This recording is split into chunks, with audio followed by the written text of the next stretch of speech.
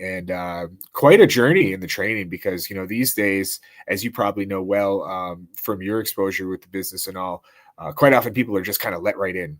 But back then, they really put people through the ringer and all. And he's training in the backyard, but more like Miyagi stuff. Like his uncle's having him do like, building up the ring, putting up the ring and taking it down, and just kind of doing all kinds of more like chores and drills and stuff, more so than the actual wrestling. But then eventually he started having some students a little bit in his backyard where they had a ring, a big rusty ring, and that's where Rob Van Dam showed up. And they would just kind of go over the basics whenever the Sheik was around. But the moment the Sheik went away, that's when they started that real innovative stuff, the flips and all of the things that Sabu became and RVD became known for, that very different, almost like lucha-inspired stuff, but bouncing all over the ring kind of stuff. And the moment that Sheik would come back out, bang, they're right back to the basics and stuff. They hid that from a long time. And I think after that, Sabu, started to do some wrestling for Big Time Wrestling and up in Canada a little bit.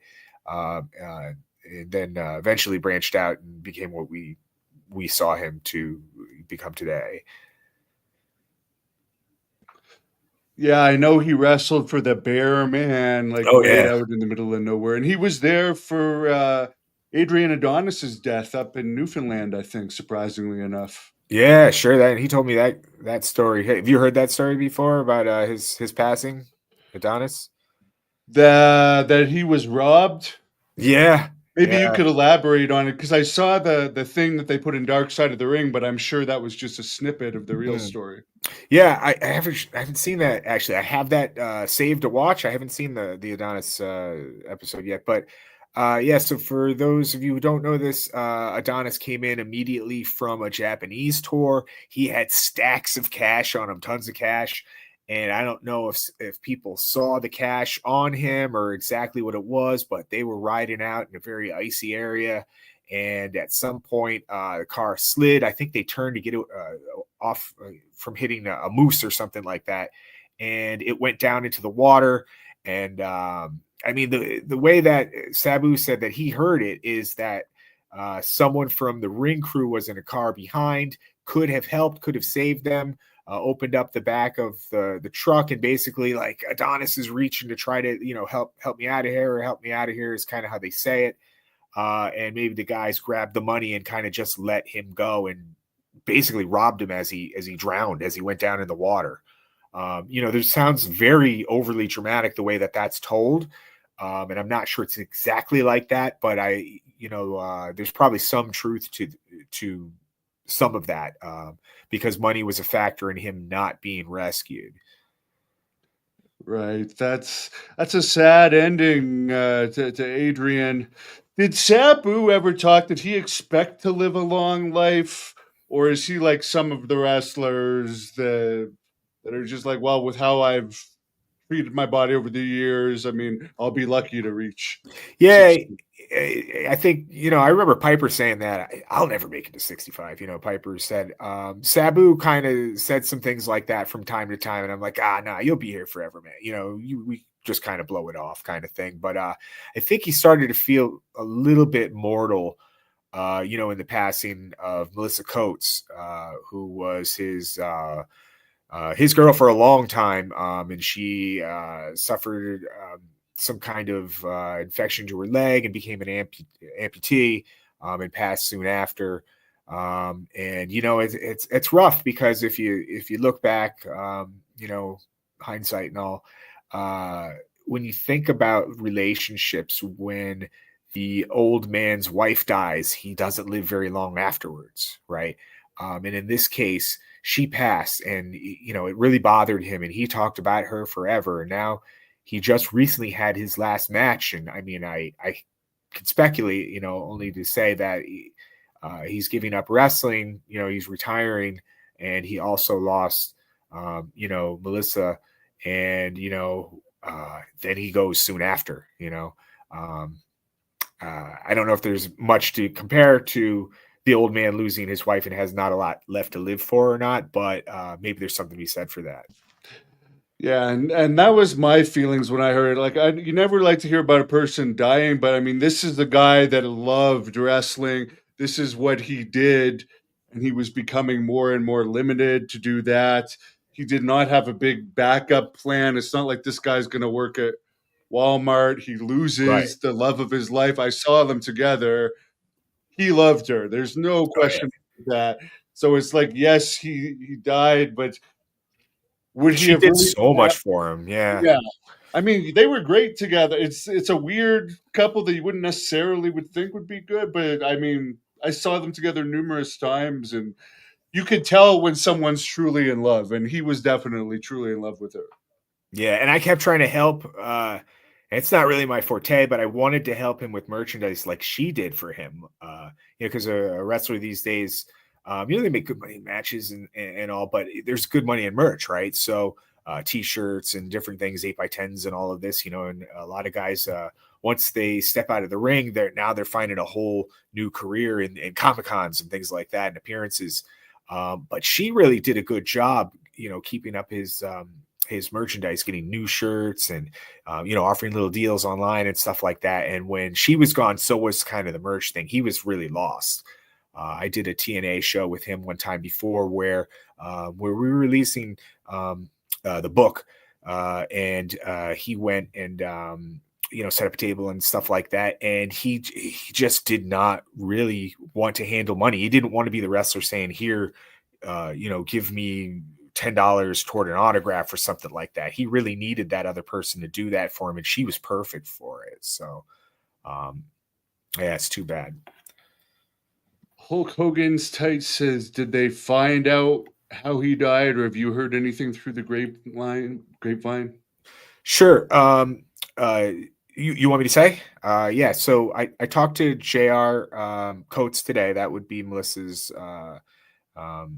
brother. And then I also talked to Sabu's sister, Paulina. And basically, it definitely was there was a rumor there was a heart attack. And it was cardiac arrest, but it wasn't like, as far as they could tell, it wasn't like a foul play thing. He fell asleep and had a heart attack in his sleep.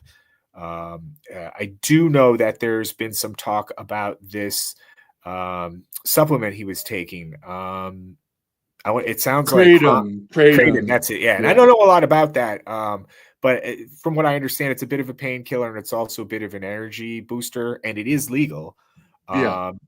Same as I take it before I work out sometimes. okay. Yeah. So, I took Hydroxycut back in the day and it helped me. I dropped like 30 pounds, and I would say it's something similar to that because it's legal now. And maybe it's got a little bit of a negative connotation on it from what I've read, and maybe it'll become illegal, but it's not really like, taking something crazy, It's weird because it's legal, but if you go to the smoke shop and ask what it does, they'll say, "We can't answer that." And then you'd be like, "Okay, well, there's the blue ones, the green ones, and the red ones. What does this one do?" We can't answer that. Yeah. Dude, I never even heard of it until today. Like, I didn't even know what it was until somebody directed me to, I'm saying Joey Morella, but that's not his name. The guy that he worked, Joey Janela. But it does definitely, it can affect your, I don't know if that's it, but I think there was the big hoopla of, they were saying he needed to take that in order to be good enough to have the match. I don't know if they were saying that was because he died, but that he wasn't fit enough to have the match without taking something. And who knows if it was that or if it was something stronger than that. But it's still been a full month since that match. You know what I mean? So I don't think that, and it takes a month of something to get out of your system for the most part. So I'm going to guess that it wasn't really that, but he may have suffered concussion in that match, which might have worn tore his body a little bit more. I'm not sure, which could have led to the heart attack, and he would be the first one to say he partied and did all kinds of stuff that, maybe he shouldn't have in the past that might have beat on him to some degree. So maybe he's a little bit more susceptible to issues, but I The really don't rumor think. was that they were kind of like people are saying, well, if he couldn't have walked and he had to do that, then they shouldn't have let him wrestle. But I mean, it was Sabu's decision, I guess, in the Sure. end, and Yeah. they would have had to issue refunds probably. Yeah. But Yeah. yeah, I don't know. Ric Flair still just had a match even, you know what I'm saying? So it depends what you're gonna yeah. do, I guess.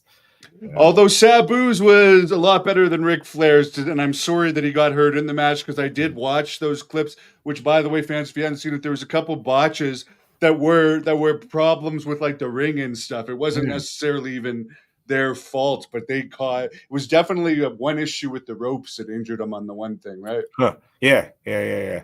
I kind of like the look though. You know, he was wearing the suit and stuff like that, which is a little bit like the feel of the Sheik, right? And it's funnier because the older he got, the more and more he started to remind me of his uncle. And I could see that a bit in the clips I saw of that match. Yeah, and it's too bad AEW didn't use him more in that type of role. What was his reaction? I mean, I'm sure you must have talked with him. I know it was after the book, but about his AEW appearance. And do Oh you yeah, think there would have been more in the end? I mean, they're going to ECW Arena in August. I'm sure they would have used him if he'd still been alive. yeah. He was psyched for the AEW, and I'm happy he got it. Because that always, a good national bump like that gets you a little more interest everywhere, and helps out quite a bit. He in his entrance and everything was cool the way that they did with AEW. I thought it was neat.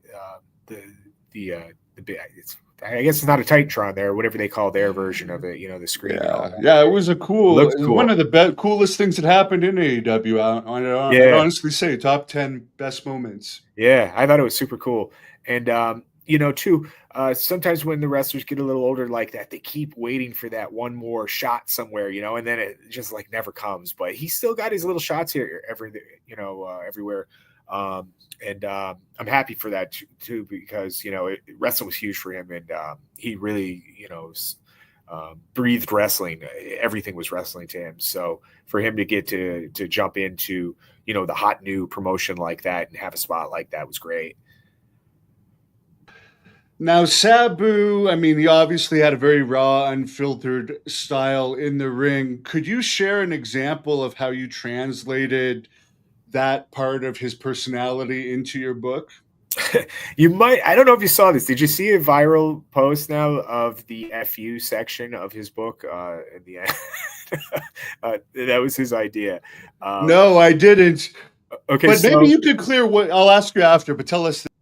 yeah, so at the very end, sometimes like in an interview or even like a rap out hip hop album, there's like, yo, shout out to my boy, Millie Mill, and shout out to Prince Marky D and all these people, right? The shout out. He wanted to do something like that at the end, but do the opposite of it, and it was a fuck you shout out. So he listed off a few people that he was kind of pissed at, and then told why he was pissed at them. And one of them, he was a little bit mad about Jim Ross, who owed the Sheik some money still from a bad booking deal way back in NWA. Another guy he didn't like was Test, who didn't sell for him that well. And then there were some medium FU shout outs. One was for Kurt Angle, and it was just, he's like, I don't really hate Kurt Angle, but I would just say to him, you, sir, I could do without. Another one was Vince McMahon. He always, Kurt Angle threatened him or something, right? He's is like, that what it was? I'm the crazy guy in WWE. There can't be two crazy guys. Or Yeah, something. it was something like that. So he didn't really go after him all that much, but it was just kind of like, screw you kind of thing. He said, and I don't even really hate Vince McMahon all that. I understand that he's mainstream, and and I'm not really mainstream, so we clashed in that, and he had his moment where he was in the Hall of Fame, and he did an induction speech, and he was not following Vince's kind of format for that exactly, but really he just said he didn't like the way Vince McMahon would try to shake your hand and break it when you're least expecting it, like to really crush your hand. So he doesn't mention that, but it's like a list of just like stuff he didn't like about a few guys, and he just kind of slammed them, and that's how he ended his book. So I thought that was pretty harsh, because usually you go the opposite, right? You give credits and you give thanks, and he gave disses. And the funny thing is too, we wrote it like he did his Twitter. So if you remember with his Twitter, he would horrible spelling, horrible grammar. He would use 3 semicolons in a row. instead of a comma, and things like that, like just stuff that. So we tried to like emulate his Twitter in that section. And I don't really want to go down this path, but maybe you could clear it up because there has been some people, and I don't think he was racist, but he would throw around the N Yeah. word sometimes here or there. Some people said it was written in the book, and I'm like, I find that hard to believe. Was there? No, if he said it to me, or he didn't use that word that much at all, really. But if he said something that was off color, I did clean it up in the book. I kept him away from saying something. And again, some of the older guys, we used words back in the '80s that you would definitely not use today. Same thing as like Eddie Murphy's stand-up comedy act, Raw, would not fly today. Like he would say faggot or something in it, and Eddie Murphy would say in his stand-up act. And, he was super old school, Sabu. So once in a while he'd drop a word in that's not PC anymore, and I'd clean it up. Yeah. And in my experience with that, he was always talking about people he actually hated. And I'm not saying it's right or not, but like he's not saying it as people as like, oh, so and so, that bleep, as if he's just insulting the guy. Yeah. And as you said, old school, that the other word too, which I mean, 1990, you could say that. Well, have you interviewed Ken Patera before? Oh, yeah. Yeah. So same type of thing, but not quite that bad. But Ken, I love. Yeah, I did his book too, Ken takes that to another level, and you wrote his book too. I mean, we'll get into all these. We definitely have to have you back about Ken Patera sometime because he's beloved on this channel. And again, Ken, I think he explains it, and I'm not saying it's right at all. I don't have that in my vocabulary, but he's from a frame where they would say it in the dressing room, and I mean, it's shocking to people that aren't from that era. But the times change, and you got to get away from that stuff. And you see what it's done to Hogan now. They caught him up on a word, and it's just destroyed his whole career, right? So now he's. How do you think his freestyle wrestling promotion is going to be? I don't know really. Who knows? I think it'll just kind of be maybe like that slap promotion. It might be cool for a bit and then just kind of go away. I don't know. Is that slap thing still happening? I kind of like. I heard that they're doing. I heard they're doing one with wrestlers now. Specifically, pro wrestler Kazarni is involved with it. All right. Brandon wants to know: is there a reason he didn't show up for Paul Heyman's Hall of Fame induction? I would guess that it's because they didn't offer him a payday. Maybe. Yeah, that's probably it. I didn't hear. I'm sorry. That's a funny thing too, because a lot of the ECW guys kind of still revere him, but they all were kind of screwed by him at the end of ECW, where he owed them a lot of money, and Sabu was one of the smart ones. Just before everybody got screwed over, and Paul Heyman filed for Chapter 11, Sabu said, "Nah, I'm not going to get paid. I know it. I can feel it. So I'm not going to do these last gigs," and he just didn't go. So then he wasn't really owed as much like other people were. So he felt it coming. Smart in that way. Your book includes passages by guys like RVD, Taz, Tommy Dreamer. So many people were fans of Sabu and knew him. So many famous people. I mean, even after he dies, you got Sami Zayn and even all these guys coming out like Taz again. How do you decide who to put in and who not to put in? Geez, that's a good question. I just kind of feel around, and a few people just don't sometimes want to collaborate. It's funny because the way that, and I really love Conan. Conan said, "Yo, I got Sabu's book. I was checking it out, and all these guys are just putting them over in the book." And it's true, though. They really did. I think Blue Meanie and Joel Gertner and different guys. I just said, "Hey, you got anything nice to say?" And I figured I'd get a quote. And you could get a quote and throw it on the back. But these guys were like, "No, I'm not going to write a quote. I'm going to write 3 pages." Like Al Snow and Tommy Dreamer, different people had a lot to say about him. So that book had a lot more guest passages than a lot of books would have, because he was that instrumental in playing a part in making them think differently about wrestling.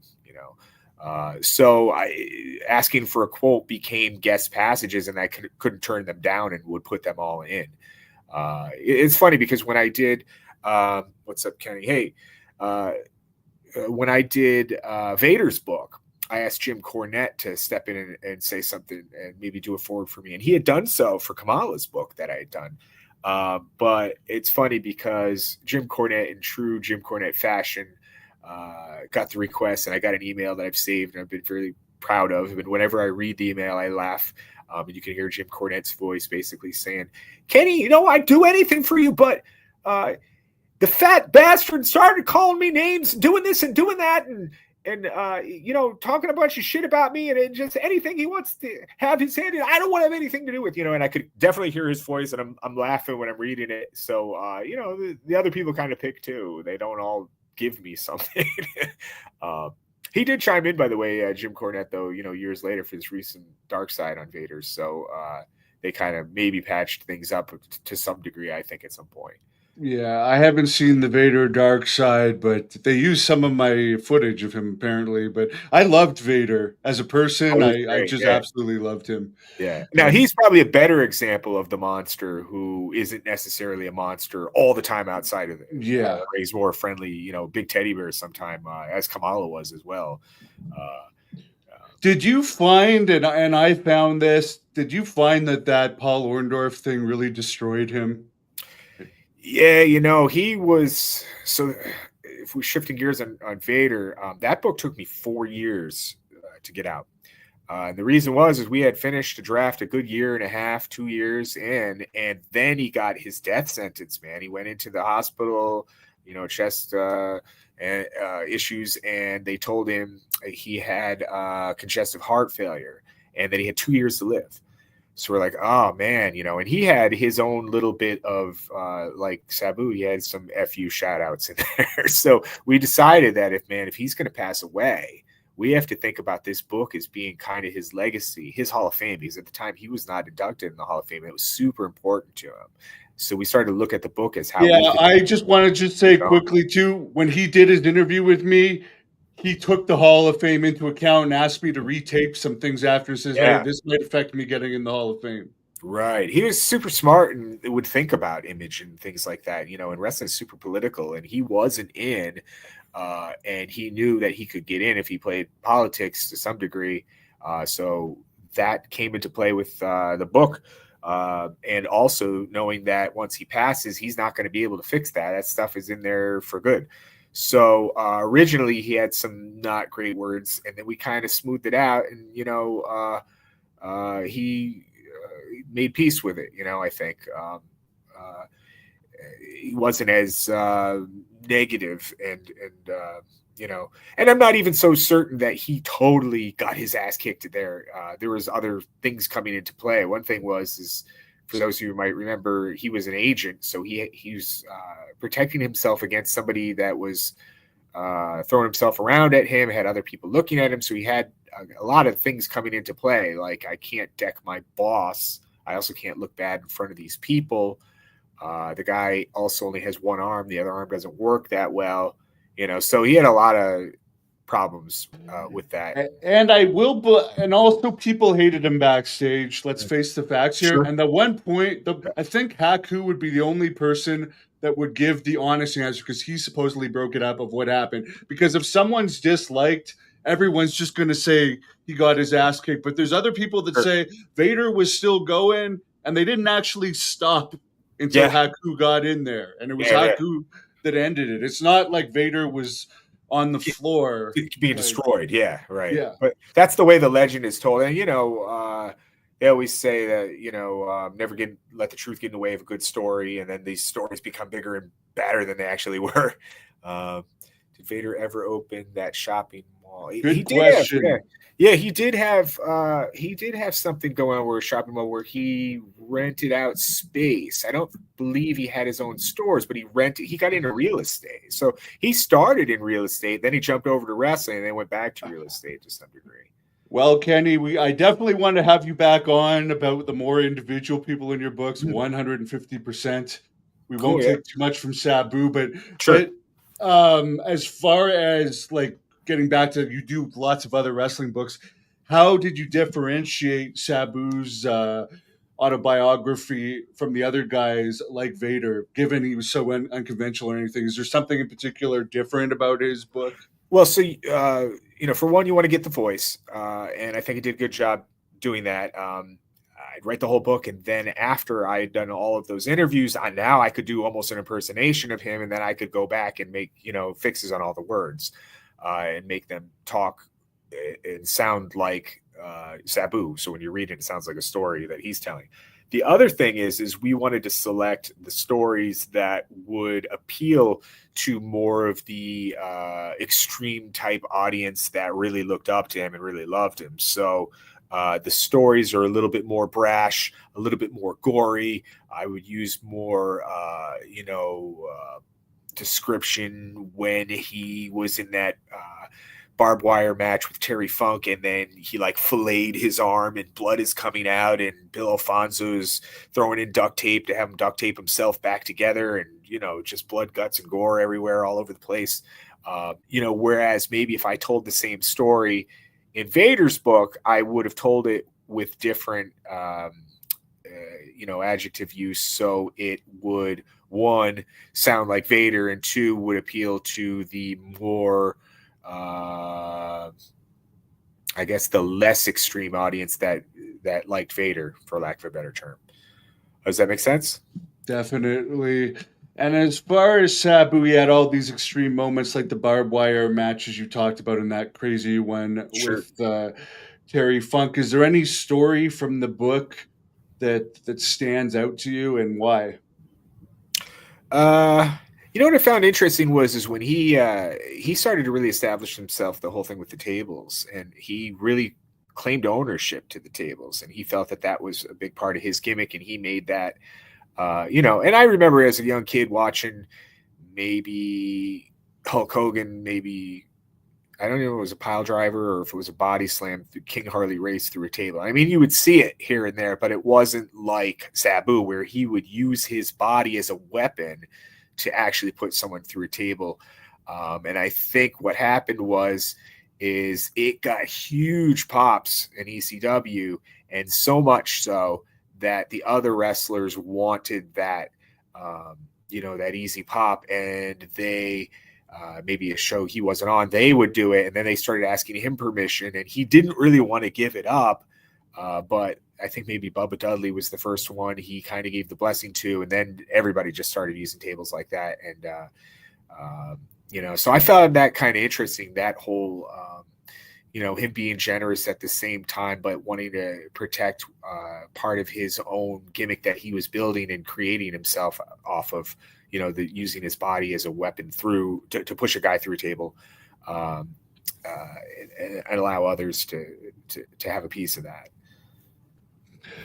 Now, he's well known, has a reputation for various addictions. Could you clear the air about as much as you could from what you noticed and what he talked to you about? Because I know this is actually covered in the book, and he's talked about it in public too. Like, what are the misconceptions about his addictions, and what are we getting that's true? The big stereotype was that everybody in ECW was just constantly taking drugs and doing this and doing that. I think he might have done some pain pill things that just kind of you do a little bit of pain pills to help get to the next day, to the next match, and then you build up a tolerance, and then you need a little bit more.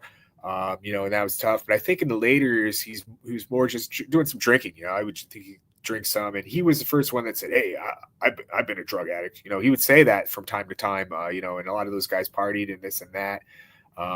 There was a section in the book where he talked about going to a hotel one time, and he walked down the hallway, and then you could get anything you want. You would open this one door, and in there they would have weed, and then the next door they would have coke, and the next door they would have this, and the next door they would have that. He said a lot of times he'd partake, but a lot of times he'd know that I shouldn't do too much. If I do too much, I'm going to be too messed up, and he didn't want to do that in the ring and this and that. So And Later years, though, I think. I've seen him personally turn down Mm, drugs at one point. I won't go into any further details, but sure. I've witnessed it with my own eyes. Someone offering him something Yeah. and him saying no. Later years, more that I think that he Yeah, cleaned this would have himself up. been Yeah. 3 or 4 years ago with when Sure. he had Melissa with him, Yeah. but I don't Yeah. think it was because Melissa was there. Sure. Yeah. And I think the same thing. I think he had said later on, he's been staying away from, some of the demons and stuff like that. And he might just drink a little bit, but, that was about it. And he did say at some point, you have to uh, slow down, or life's going to go too fast. So.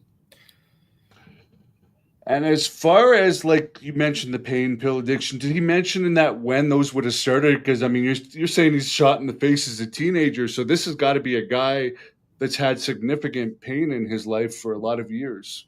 Yeah, no, I don't think. I think that came much later, though. I think more with the wrestling stuff. He probably took, some kind of medications when he got shot in the face. But I think as far as an addiction, it came uh, just a little bit before ECW, somewhere in there, and I couldn't really tell you where exactly. What do you think personally his biggest mistake was in wrestling? Because I mean, there's no doubt he'll go down in history as an icon, but he definitely could have been more mainstream had he played his cards a little bit better.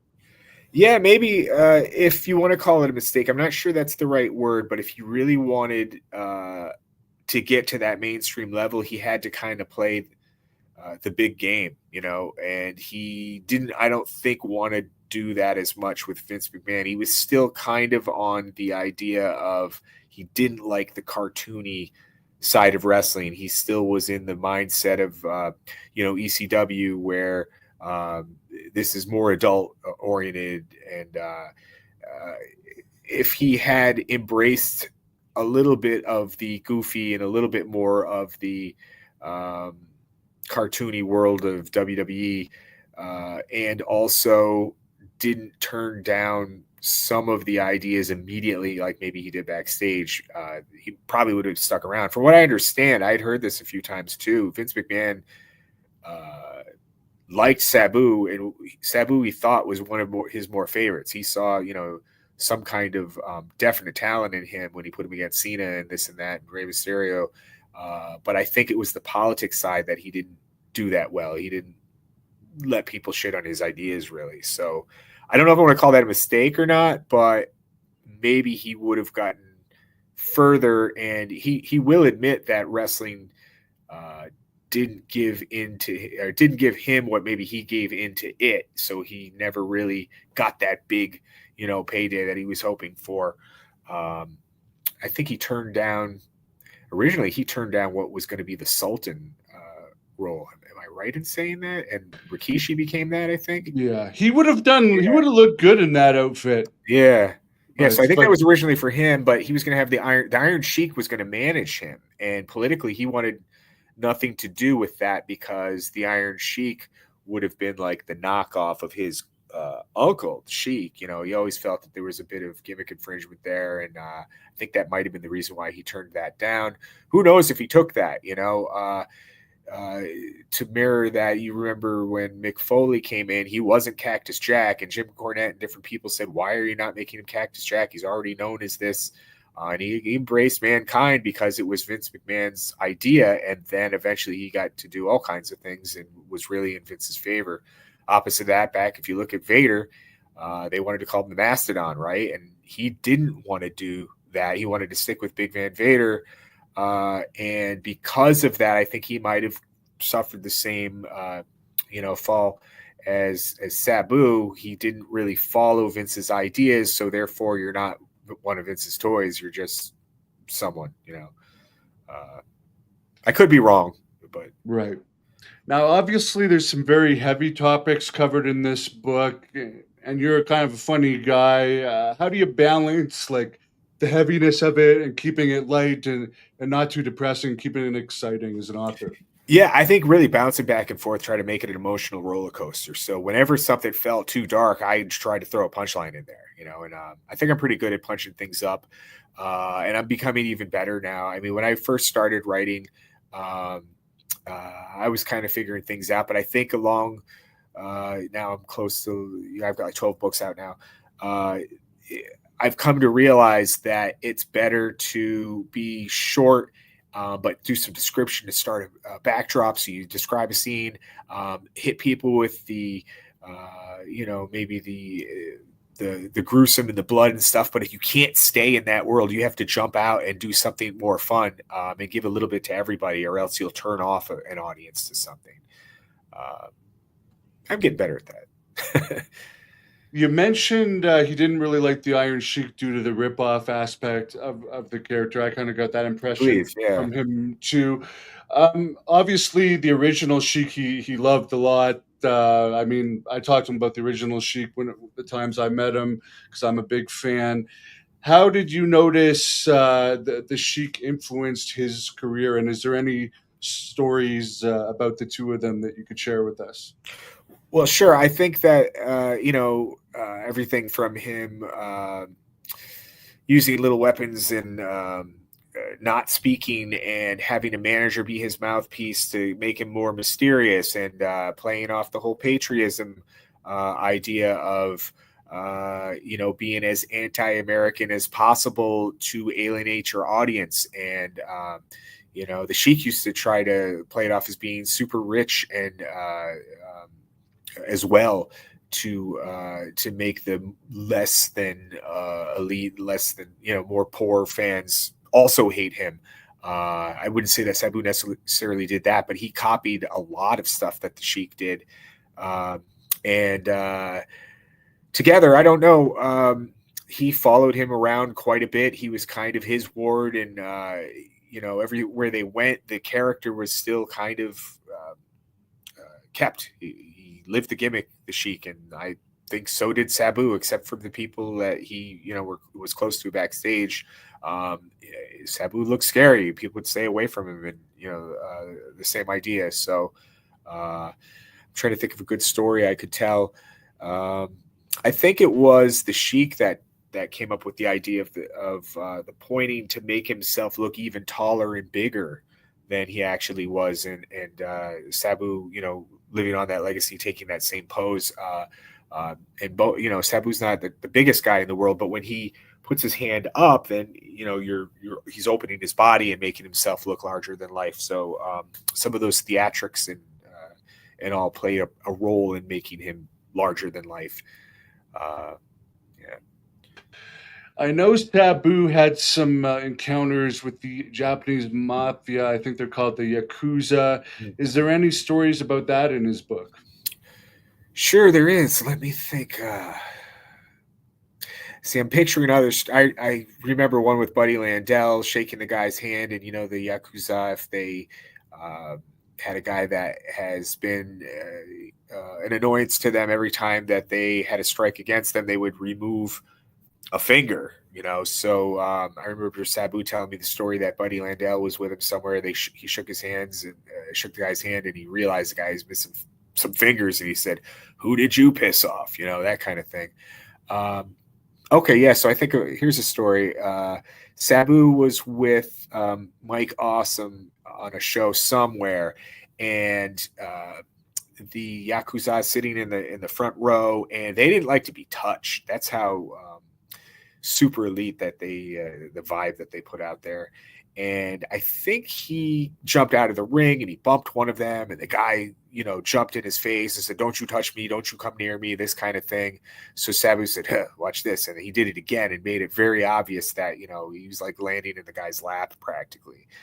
Soon after that, they're all chasing Sabu out of the arena. Sabu runs into the back somewhere, and they're jumping him, and they've got a chair over his neck, and they're about to crush his windpipe, and Mike Awesome runs into the locker room for the save. He just starts throwing these guys left and right, and then they jump into a little room somewhere and lock the door, and they had to stay in that room for like 3 or 4 hours until the Yakuza left, and then the Japanese police came and escorted them out of there or something like that. So yeah, those guys, you don't mess around with them. Mike Awesome, another one that passed away too young. His book is on Amazon. Gina, is there anywhere else that people can pick it up? Yeah, you can check out all of my books at wohw.com. That's my own website. And Amazon has, pretty much all the books too. And a number of them are on Audible too now, so you can listen to them. So Yeah, that's my preferred method these days as I fall asleep. The only problem is finding your your space place. after. Yeah, But I'm trying to learn how to do that too. There's a timer. yeah. So it'll go like 5 minutes, but I think you have to keep resetting that. It's kind of a pain in the butt if you're listening at night, and things do put me out. I've been listening to Stephen King a lot, Audible books lately. That's kind of my new I thing. bet those will give you some fun dreams, I bet. Oh yeah. For some reason, even though UFO books give me nightmares, I'm kind of addicted to listening to them and having these crazy nightmares. I'm a Sure. very weird guy that actually enjoys A free the horror movie, right? nightmares. And speaking of the books, I mean, the title of it is Scars, Silence, and Superglue. How did you guys come up with that? Sure. I mean, I'm an English teacher, so we've got assonance there. That's where the letters are all the same: scars, silence, and super glue. You think a lot of the popular names of wrestlers over the years, like Hulk Hogan and all Brutus Beefcake, they all have those same regular not vowel sounds, consonant sounds at the start. So also I've got scars, and then that's one syllable. Silence, which is two syllable, and super glue, that's three. So it kind of rolls to have those three different elements of Sabu's life that are kind of summed up in one phrase: the scars on his body, of course, the silence of him never speaking, and the super glue was how he would put himself back together at the end of a match if he was bleeding quite a bit. What level of school do you teach? I teach 12th grade, and I used to teach alt ed. So it was like Mr. Cotter, if you remember that show back in the Yeah. day. Welcome back, Cotter. I used to teach the bad kids, the non traditional learners. But eventually it switched, and now I'm teaching like the honors level. I'm teaching a bunch of kids that actually have a classroom right in a hospital, and they go around and they watch autopsies and live births, and they're learning in high school and getting credit. So it's pretty cool. Have you ever had to break up any crazy fights? Yeah. Actually, once I did early on in my career, the first 6 months of me teaching, I was in a maternity position as an English teacher. There was a bunch of ruckus outside of the room, and I ran out, and two kids are fighting, and they're going at it, and I jumped in between them, and a kid reached over me and hit the other kid in the face, and his nose concaved. It went in. Like it was the inverse of a nose. It was the opposite of a nose, and there was blood everywhere. And I was holding a handful of tests that I was grading at the time when I ran out there, and I'm trying to hold the two apart, and I'm still holding the test, and there's blood all over the tests. So he caught it. He caught the other kid really good, and I had to actually photocopy the tests with gloves, latex gloves on, and then give back, copies of the tests so we didn't get blood and contamination back to Uh, the students. So they the, didn't get the the erased. reputation of that kid after must have been made. Oh yeah, I called him Rocky the rest of the year. I mean, he really leveled the other guy's nose though. It was bad. Jesus. I was just talking to someone else the other day. It's got to be so bad these days. You get in a high school fight with everyone having Oh yeah, videotape. yeah, Like yeah, it was already bad enough the pressure in those situations, and now you got to worry. It's like documented for yeah. history. Is there like punishments in schools now for people that film that and post it to avoid it happening? Well, they're going to Hochul, our governor here in New York, is actually doing a no cell phone rule statewide, where they're going to take away all the phones and have them locked out the moment the kids come in, and they can only like maybe look at them at lunchtime or something, depending on the school's individual policy. So, yeah, I think that if it gets to that point now where there'll be a fight like that, maybe there'll be less phones because of that rule here in New York. Anyways, we'll see what happens. It's gonna come into play next year. Yeah. Well, that would have got some views. You in the middle and Uh, someone's nose exploding. yeah. So Um, Matt wants to know, what would you say Sabu should be remembered for in the ring, and what personal qualities should he be remembered for? see, in the ring, I would say again they call him like an innovator, and a lot of the wrestlers look up to him for looking for different ways to do moves, like him using his body as a weapon like he didn't hit someone with a chair. He put his legs over the chair and then dropped on them. He did a lot of things like that where he would use his body as a weapon with the weapon. Same with the tables and all. And I think that's one of the things that he'll be looked at as contributing. As far as the personality thing, I think he's really funny. Like you go to a place where maybe it's not being televised or whatever. I remember doing somewhere, I think this was in Jersey somewhere, and they didn't have his music. And the guy was all upset, like, oh no, I don't have Sabu's music. I don't know what I'm gonna do. I can't believe I don't have it, And this is at a time before they could just go and download it quick or whatever. So he's like, hey, kid, you got that wannabe song by Spice Girls? And he's like, yeah, I want that to be my theme. Like, and it's like, dude, what, tell me what you want, what you really, really want. It's by the Spice Girls, and that he used that theme that night.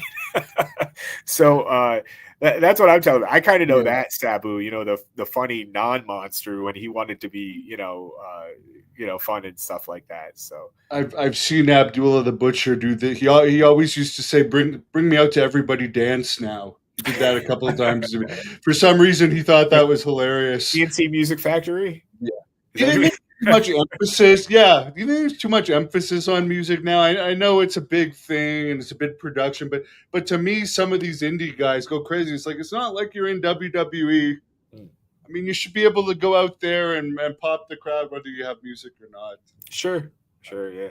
You see some divas back there. I think it's funny that, Jericho really got them all singing his theme song. And then now that's become a thing, like where everybody's singing, like the fans are singing the wrestlers' theme songs as they come out. And that's like a thing now, where they're learning the lyrics and stuff. Back in the day, I can't picture me, don't go messing with the country boy. Like, I don't know if I would get down with singing the Hillbilly Jim theme song, but maybe I don't know. Now, one of the mysteries, I don't know if do you remember the Pile Driver album? Oh, dude, yes. I mean, that's my first album ever. Well, actually, the wrestling album was. And recently, I just got the wrestling album. I got like a promo poster. It's on the wall over here. Of the fold out of the wrestling album where you can see all the wrestlers and all of this. And that's cool. Yeah. I might be able to move the computer and show you that. I'll do that while we're talking. If you want to mention what you're going to mention, I was going to mention, I did like Hillbilly Jim. Maybe I'm the only one that liked Waking Up Alone with Hillbilly Jim on the Pile Driver album. Do you remember that? I dropped the mic. Okay. Yeah, I do. Here's the mystery of it. And Hillbilly couldn't even tell me, oh, that's awesome. That's awesome. You have my respect, good sir. Oh man, you got the Kamala thing. We got to have you back. I mean, we got to have you back on about everybody. But it says on the Pile Driver album that song is sang by Hillbilly Jim and Gertrude. Yeah. And Gertrude. Gertrude was his pig, was it not? Is the voice the pig? Because I asked him, I'm like, who was singing that? He said, I'll be honest, we were never in the same room. That was just another voice. I have no idea who sang that, but like it just says Hillbilly Jim and Gertrude. Right. So Mona Flambe was Cyndi Lauper, though, right? So when you see her name on stuff, that was Cyndi Lauper singing. Mona Flambe. Okay. Yeah. Maybe. Yeah. I'll look into that. I always wondered who the female was in that. Mm-hmm. But as we come to an end here, is there any stories that for whatever reason you wanted to put in but didn't put in, either for whatever reason? Why couldn't you put it in? Maybe he didn't want it in. You can share with us now that he's passed. Or was it too late? You already had it in production. You're like, damn it, I forgot to put this story in. No, I think we put everything in. I think there was one that was questionable that we were thinking we shouldn't put in. And then because he is ECW and he is hardcore and this and that, and we throw it in. There was a funny story with I think Raven getting a slip and slide, one of those big long canopies that they would kids would yeah, I definitely had those, right. And they set that up down the middle of a hallway in a hotel, and they put a hooker at the one end of it. And I feel like they put baby oil all up and down the canvas instead of water, and then they took a fire extinguisher and tried to set it up like a jetpack, and they wanted to rocket straight into the prostitute at the end of the canvas, for lack of more description there, if you know what I mean. And we weren't going to put it in, and we did put it in. So that's amazing. Yeah. What came out of that? Did anything funny happen, or did it? They couldn't quite make it work, and then at some point they changed something up with the fire extinguisher and the way that it was being held, and then it actually worked the way that they pictured it should work in a cartoon. Like, it actually did propel the person and made him fly down the slip and slide. So oh wow, very interesting. Well, as we wind it down here, as we close it off, I want to share gross this note to end on, but yeah. Well, it's funny, but here's the list of your Amazon list of all of your books. Oh, and okay. again, I mean, anytime you have some free time and want to talk about any of these guys, I mean, Sure. I'm a fan of all of these guys. I could talk about them all day. You got Tito Santana, Brutus the Barber Beefcake, Earl Hebner, Vader Time, Sabu, Kamala, Nightmare Danny Davis, ODB. Man, like if you had to pick just three, are they like babies you can't pick? Or yeah, it's really tough. I can just throw you a couple things I like. Danny Davis's is a young adult book, which is a little different than a biography. So it's kind of got like a beginning, a middle, and end, and there's a message, and about working through over obstacles and bettering yourself, and wanting to be like the person coming up, and not striving to be the champion, but be the contender, the person that's trying to get better and trying to make a name for themselves. That's the message in that book. So I thought that was pretty cool. So that's one of my more favorite ones, and it's one of my smaller books. As far as the bigger books, geez, I don't know. It's always the last one I really like a lot. Like Earl Hebner is really cool. He tells a lot of the behind the scenes stuff and unsung heroes and people that worked,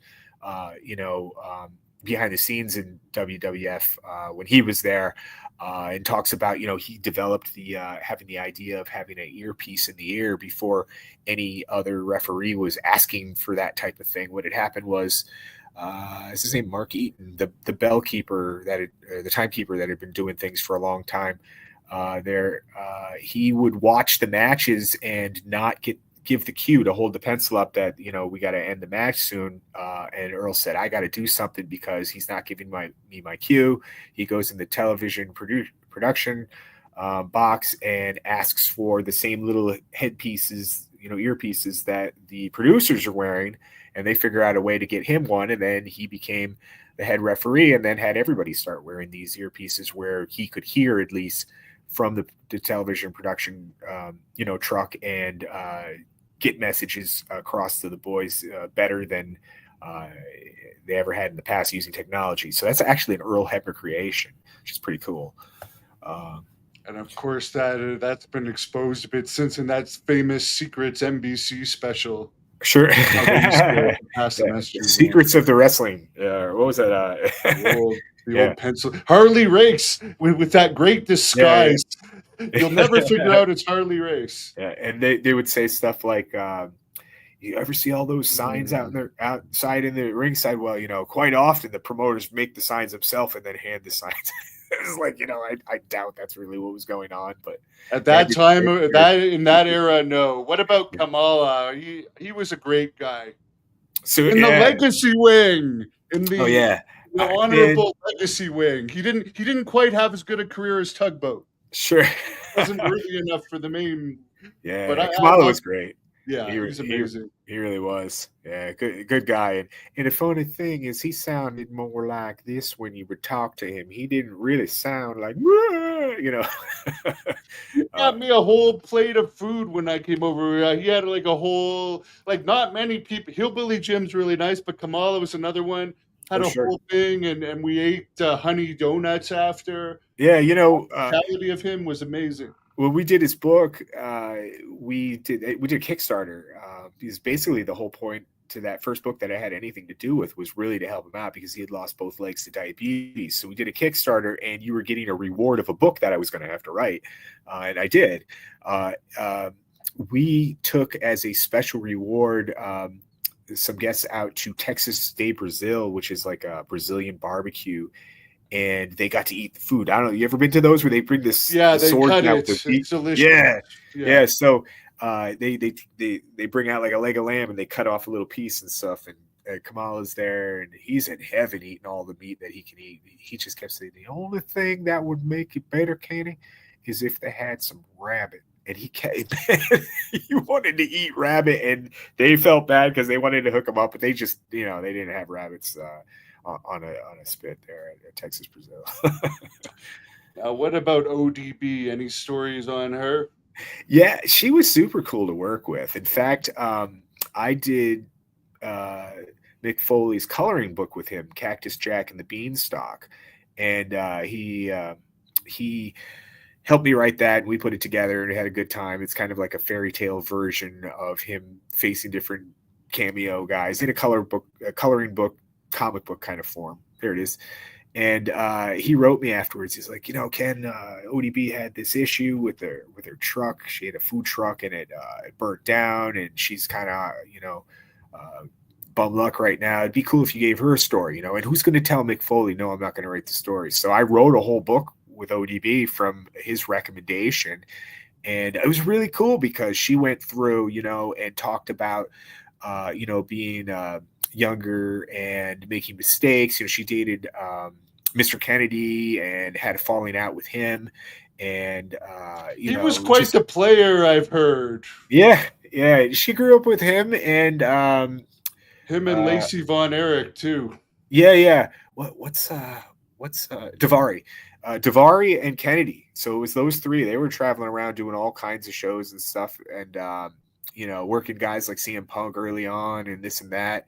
And she had a falling out with him when they had a shared cell phone, and this is when not everybody had their own phone and stuff. They had one that they were using to get bookings, and one day she looked at it, and some girl from the gym was trying to set up a date with Kennedy, and then they broke up. That's so some dating advice from ODB, and she was just fun. She was really fun to work with. She was great. Last guy I'll ask you about, although I could ask, well, I'll ask you about Tito. One question about Tito, but I got to ask you about Beefcake. Okay. Anything from him? He's a good friend of mine. Oh yeah, he was great. He was fun to work with too, and he really was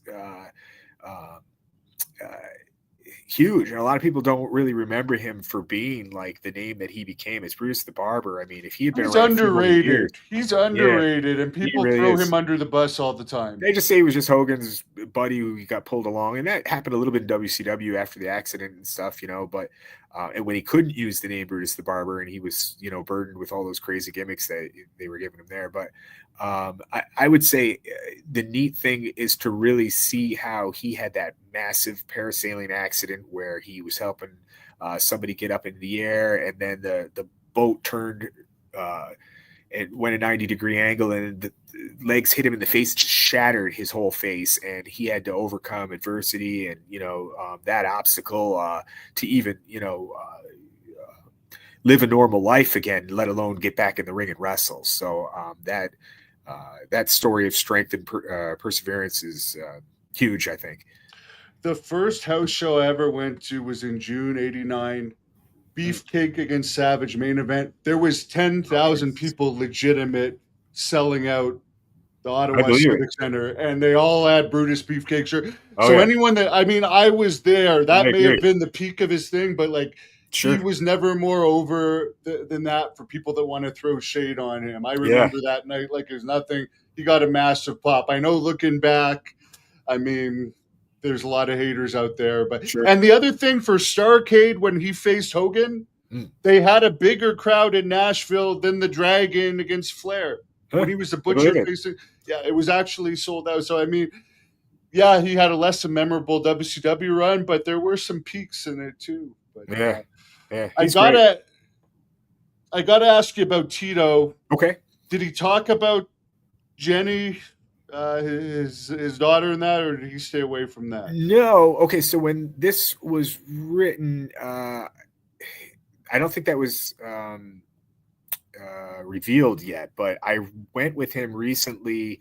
We did a Don't Call Me Chico little book signing tour with him and special guest Greg the Hammer Valentine, which was super cool. And they did some Q&As and this and that. And I was driving with him afterwards, and he says to me, he's like, Kenny, recently they had this thing, and they found this, and she was my daughter. I couldn't believe it. They checked the hereditary, the whole deal with the genes, and the good thing about it is that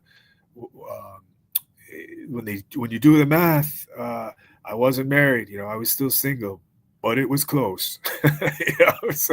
But he was bummed that this came about, and basically the girl wanted to kind of crowbar him into helping her with the her wrestling career and this and that. But he told her, he said, I really would like to, but it's going to cause heat with my wife, and I have to stick with my wife and this and that. So you can say, that you are the daughter of mine, but I just can't appear with you. It would cause too much family problems, so. And he always was a family guy. I mean, he would leave shows super early to get home to the wife and stuff like that. So you got to give him that. Yeah, and I mean, you do pretty damn good impressions of all of the guys, don't you? Yeah, my cornet wasn't good tonight, but normally it is. you got to give us a Billy Jack Haynes. I know you. I don't know if I can. Jeez, I don't think I can do Billy Jack justice. All right, Harley Race. So this is funny. So Justin Race has contacted me, and he has a book in him now. It's all stories of Harley. Kind of sounds kind of like this or whatever. So I'm picturing it. So I'll eventually get there with him. But the book is supposed to be called Don't Tell Your Mother, and it's all stuff with him and Harley, growing up, and Harley like kind of exposing him to the business and stuff. So it sounds interesting. I think I'm going to work with him. I've heard some stories from him, and he does a great impression of his dad. Yeah, better than me probably. I'll get there. I would use him, honestly, if I was, this is just me as Booker, I would use him as a manager, just impersonating his dad. Yeah, why not? He does it so well, and he looks like him. Yeah. There's a whole situation there, too, where there's like a fake Harley Race son. Have you heard about this? No, there's somebody that's been going around calling themselves Leland Race for like decades, when he's the actual son. Sure. Yeah. I mean, there's also a guy in all the Kamala videos, not all of them, but a bunch of Kamala videos call it the son of Kamala, which is not his son. It's just some guy that called himself that. So that's a regular thing in wrestling. I think people ride the coattails. So. Well, it's been great talking to you. I really appreciate your insights into Sabu, and I'll let you tell everyone the website again as you close off here, where you guys can find it on Amazon. Please come back to go in depth on any of these people. They're all some of my favorite wrestlers. So I appreciate you having me on, because a lot of the guys you have on aren't really my my stature. They're more up there than me. So having an indie guy on that kind of just writes some books for the guys now does a little. I'm doing a wrestling show this weekend though, and I kind of do a Russian gimmick now. I'm a Russian manager, and I sing the national anthem like Volkov, to give a shout out for that. And let's hear that impression. And where's that going to be? That's in Leominster, Mass. Give us a promo in the gimmick. Okay. Yeah. So I would kind of come out and slam everybody for poor hygiene and say stuff like, let me think of some of the lines. I come out here and I smell the audience, and I think you think that we're still in COVID times when, toilet paper was a shortage, because when I smell out there, the way you guys stink, it seems to me like you're not wiping it enough, and you need to actually, buy toilet paper again and use it. And then I would say something like, "Hey, ma'am, is that kid your girl? When's the last time you washed her hair? It's so greasy. Jeez, man, I think even Joe Biden wouldn't sniff it." So I have a bunch of silly one-liners I say like that, and then I try to get everybody to stand up and sing the Russian national anthem, and it sounds like this.